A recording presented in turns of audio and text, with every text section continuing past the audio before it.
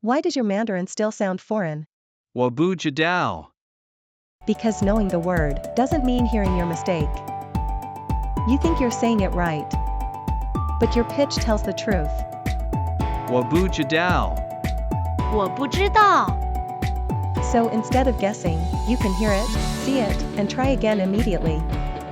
Stop guessing what sounds off. Train your Mandarin with MandaTone.